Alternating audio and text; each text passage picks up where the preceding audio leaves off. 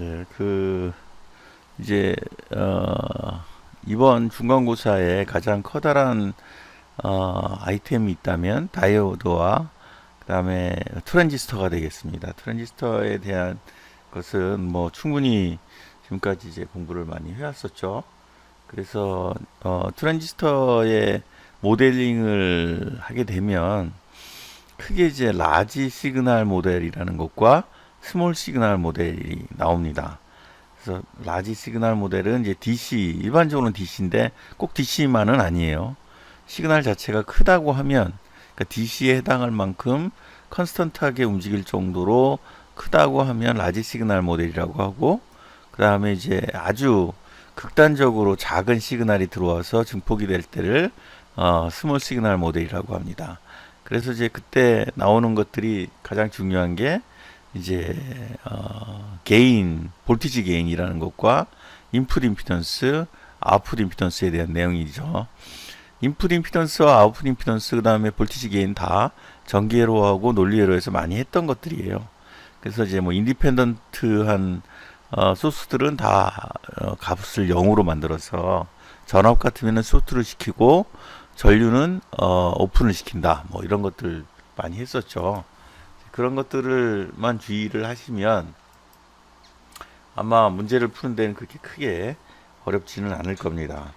그래서 이제 바이폴라 트랜지스터의 전체적인 구조가 있었죠. NPN이 있었고 PNP가 있었어요. 그래서 이제 PNP하고 NPN은 이제 극성만 다르고 나머지 성능이나 기능은 거의 다 똑같았었죠. 그래서 NPN을 기준으로 해서 공부를 했었고, 그다음에 이제 베이스는 윌스가 굉장히 얇다고 그랬습니다. 그래서 베이스로 나가는 전류량은 크지 않고, 그리고 베이스를 통해서는 머저리티 캐리어를 축적은 해놓지만 그것이 콜렉터로만 가고 베이스 쪽으로는 많이 흐르지 않는다. 다시 말하면 베이스 쪽에서 전압을 많이 걸어주면 그걸로 캐리어가 움직이게 되고, 그 캐리어를 통해서 콜렉터로 전류를 많이 흐르게 컨트롤해주는 커런트 소스의 역할을 해준다. 뭐 그래서 볼티지 디펜던트 커런트 소스의 역할을 한다. 뭐 그런 것들을 좀 했었죠. 예. 그래서 오퍼레이션에 대한 것들을 쭉 공부를 했었고요. 이제 그 내용 중에서 가장 많이 했던 게 이제 포워드 액티브 리전에 대한 이야기를 했었죠. 그래서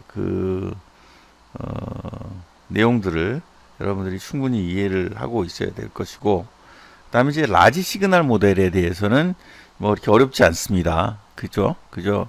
그 커런트 소스가 있고 IS의 익스포넨셜에 VB 오버 VT라고 하는 것이 있고, 그다음에 이제 그 베이스하고 에미터 쪽은 다이오드만 존재를 한다고 보시면 되겠죠. 네, 그래서 그렇게 공부를 준비를 하시면 되고, 거기 관련돼서 이제 문제들이 쭉 나와 있으니까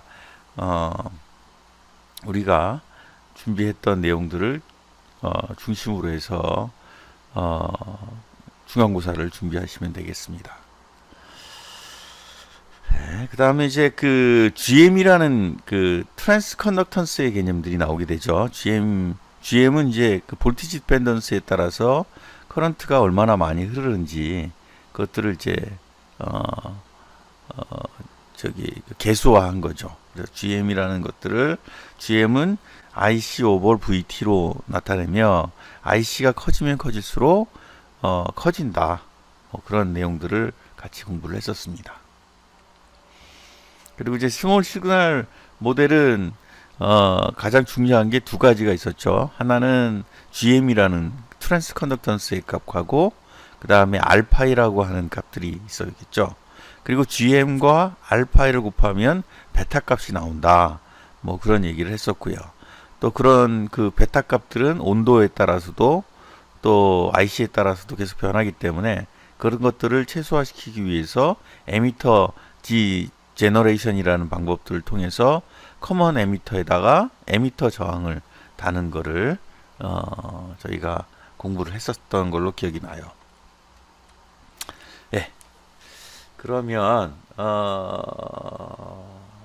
일단 그 다음 걸 한번 또 보기로 하죠. 끄고요. 마지막으로 우리가 봤던 게 이제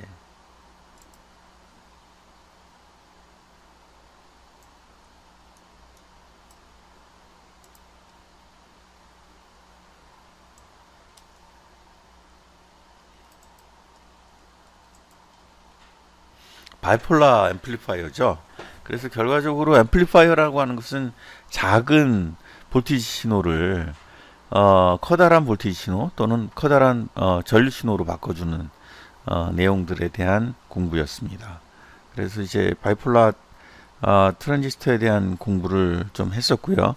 바이폴라 트랜지스터를 가지고 앰플리파이어를 만들 때 가장 핵심적인 내용은 이제 알파이하고 GM에 대한 값이고요.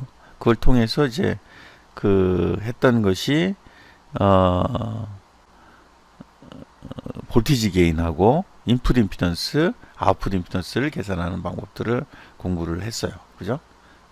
그래서 여기 뭐 쭉 나와 있으니까 이거는 이제 어떻게 보면 전기 회로하고 회로 이론을 잘 이해하고 있으면 모델은 어차피 선형 회로로 구성이 되잖아요. 그죠?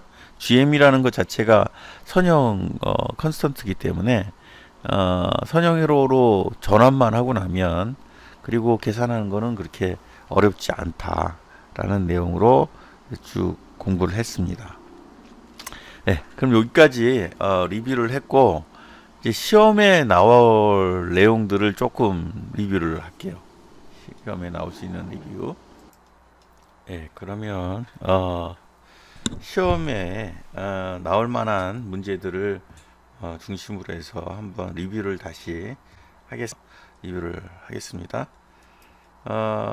여기 보면 첫 번째 다이오드에 대한 빌트인 볼티지를 구하는 거예요. 그래서 이제 NA 값, 도핑 값과 억셉터 값을 주었죠. 그리고 나서 포텐셜, 빌트인 포텐셜을 룸 템퍼러처에서 구하시오 하는 겁니다. 뭐 어렵지 않죠. 그죠? 기본적인 여러분들이 알고 있는 공식을 사용하면 아마 쉽게 구할 수 있을 거예요. 그리고 또 식을 외울 필요는 없습니다. 그러나 이제 가능한 간단한 식들은 알고 있는 게 좋겠죠. 왜냐면 요번에 중간고사 때는 상관이 없는데 기말고사 때는 오픈북이 아니에요. 클로스드북입니다. 그래서 지금 공부를 해 두시면 기말고사 때 좀 더 그 좋은 성적을 낼 수 있지 않을까 해서 알려드리겠습니다. 그 다음에 이제 그때 얘기한 거 있죠. 네, 도핑 레벨에 따라서도 빌트인 볼티지, 포텐셜 볼티지가 변할 수 있다라는 것 보시면 되겠고요. 그 다음에 그때 했던 것 중에 하나가 VD가 변하면 ID가 많이 변한다고 그랬죠. 그 관련된 공식들도 염두에 두시면 좋겠습니다. 그리고 이제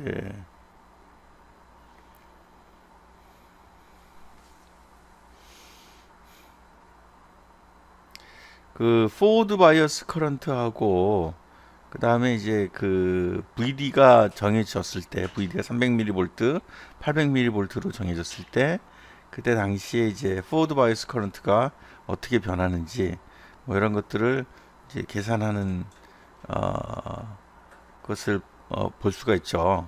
그래서 300mV일 때에는 거의 피코 레벨의 전류가 흐르는 반면 이제 800mV일 때는 마이크로 암페어, 그러니까 굉장히 큰 단위가 변한다는 것을 알 수 있다. 뭐 그런 내용들 보시면 되겠고요.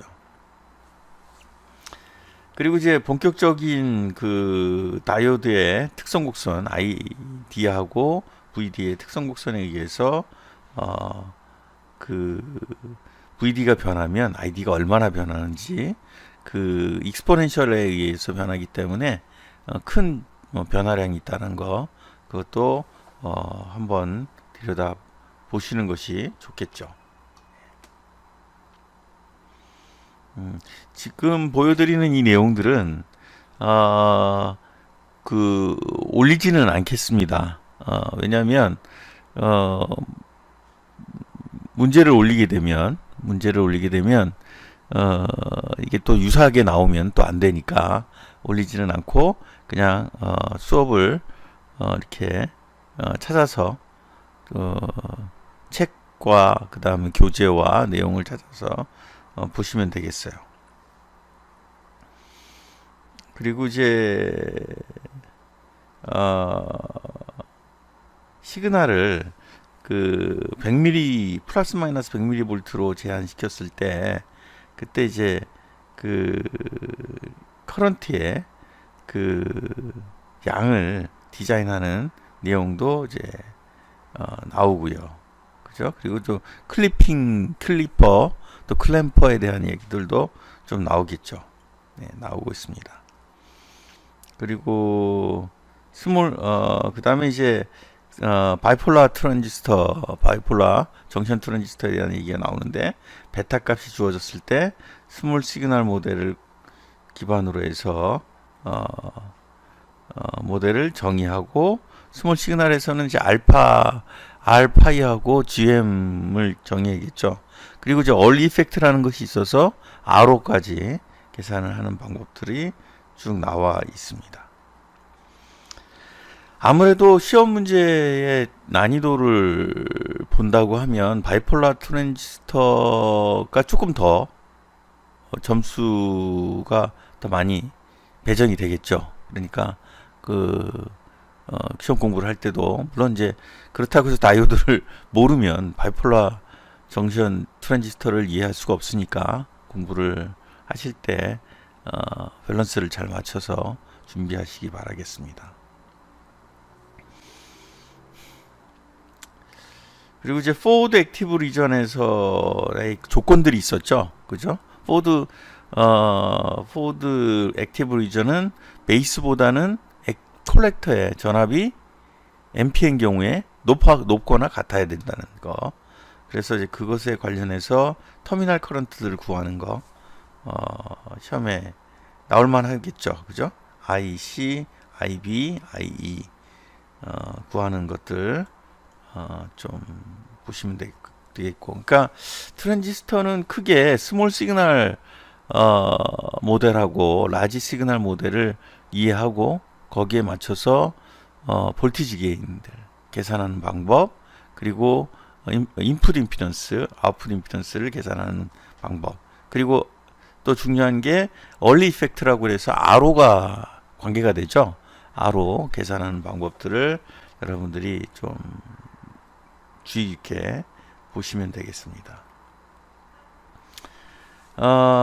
이제 요게 아마 5.7 같은 내용들이 조금 이제 어떻게 보면 응용 문제에 가깝다고 보는 게 맞겠죠. 전기회로와 논리회로, 전기회로와 회로 이론들을 조금 이용해서 여러분들이 컬렉터 바이어스 커런트를 구하는 거, 그 다음에 Q1이 포워드 액티브 리전에서 동작한다는 것을 구하는 것. 다시 말하면 베이스의 전압이 어떻게 콜렉터의 전압보다는 같거나 작아야겠죠. 그래야 이제 그 리전에서 동작한다는 것을 알 수 있습니다. 그래서 대부분 문제들은 이런 그 책에 있는 내용을 중심으로 해서 낼 것이고요. 그다지 어렵지 않게 문제를 내려고 할 테니까 오늘 했던 리뷰들을 중심으로 해서 준비를 하시면 아마 크게 어렵지 않게 문제를 푸실 수 있으실 거예요. 그리고 이제 Q1의 콜렉터 커런트를 구하라, 뭐 그런 값들 나오고요. 요거 조금 이게 그 바이어스를 시킨 거죠. 바이어스를 그 레더 그 볼티지 디바이더라는 레지스턴스를 통해서 구하는 방법들 했었고요. 그때 디자인하는 것들이 있었어요. R1과 R2가 R5보다는 어때야 된다, 뭐 이런 얘기들이 있었죠. 그런 것들을 좀 중심으로 해서 구하시면 되고, 또 그거를 조금 더 쉽게 구하려면 떼분이 등가회로를 이용해서 구하시면 되겠습니다.